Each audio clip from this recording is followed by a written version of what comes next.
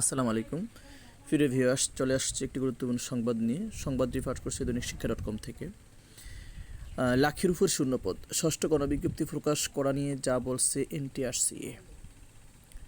শিক্ষক সংকট কাটছেই না। বেসরকারি এমপিওভুক্ত শিক্ষা প্রতিষ্ঠান চলছে বিপুল সংখ্যক শিক্ষক সংকট নিয়েই। সারা দেশে এমন প্রতিষ্ঠানের শিক্ষক পদ খালি আছে 1,01,142টি। গণবিজ্ঞপ্তির মাধ্যমে শিক্ষক নিয়োগ করার পরেও খালি থাকবে 70 থেকে 80,000 পদ।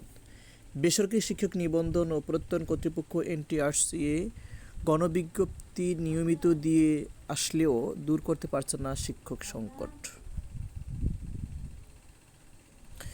2005 সাল থেকে এনটিআরসিএ শিক্ষক নিবন্ধন সনদ দিচ্ছে, আর 10 বছর পর থেকে সনদের পাশাপাশি শিক্ষক নিয়োগের সুপারিশ ক্ষমতা পায়। এরপর প্রকাশিত 5টি গণবিজ্ঞপ্তির মাধ্যমে 1,32,898 জন শিক্ষক নিয়োগের চূড়ান্ত সুপারিশ করছে এনটিআরসিএ। ষষ্ঠ গণবিজ্ঞপ্তি প্রকাশের লক্ষ্যে বেসরকারি স্কুল, কলেজ, মাদ্রাসা এবং কারিগরি শিক্ষা প্রতিষ্ঠানের শূন্যপদের তথ্য সংগ্রহ করছে এনটিআরসিএ। সেই হিসাবে বেসরকারি শিক্ষা প্রতিষ্ঠানে 1,01,142টি পদ শূন্য রয়েছে। এর মধ্যে কারিগরি মাদ্রাসা শিক্ষা বিভাগের প্রতিষ্ঠানসমূহ 54,778টি এবং মাধ্যমিক উচ্চশিক্ষা বিভাগের শিক্ষা প্রতিষ্ঠানে 46,414টি পদ শূন্য রয়েছে। পঞ্চম গণবিজ্ঞপ্তিতে প্রায় 97,000 পদের মধ্যে মাত্র 19,500 পদ পূরণ হয়। এখনও 77,500 পদ পাকা রয়েছে। অবসরজনিত কারণে এই তালিকায় যুক্ত হয়েছে আরও 20 থেকে 25,000 শূন্যপদ। তবে এবারে গণবিজ্ঞপ্তিতে 18তম গণবিজ্ঞপ্তির প্রার্থীরা আবেদন করতে পারবেন বিধায় অত্যধিক পদ পূরণ করা সম্ভব হবে। এবারই প্রথমবারের মতো 3 বছরের জন্য অর্থাৎ 2027 সাল পর্যন্ত চাহিদা দেওয়া হয়েছে। গত 31 মার্চ প্রকাশিত পঞ্চম গণবিজ্ঞপ্তিতে শূন্যপদের সংখ্যা ছিল 96,736টি। এর মধ্যে স্কুল কলেজের শূন্যপদ ছিল 43,286টি, মাদ্রাসা ব্যবসা ব্যবস্থাপনা কারিগরি প্রতিষ্ঠান 53,450টি। প্রাথমিকভাবে নির্বাচিত 19,586 জন প্রার্থীকে নিয়োগ প্রক্রিয়া সম্পন্ন হয়। ষষ্ঠ গণবিজ্ঞপ্তির ধারাবাহিকতায় নিয়োগের পরও খালি থাকবে 70 থেকে 80,000 শূন্যপদ। নিয়োগের বাইরেও বিভিন্ন দাবি দেওয়া আন্দোলনের সম্মুখীন হতে হয় প্রতিষ্ঠানটিকে।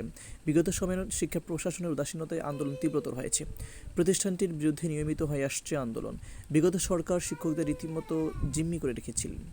শিক্ষকরা বদলি সুবিধা চালুর জন্য আন্দোলন করছেন। সুযোগ মিলেনি অভিযোগ তুলে আন্দোলন করছেন 17তম শিক্ষক নিবন্ধনধারীরা।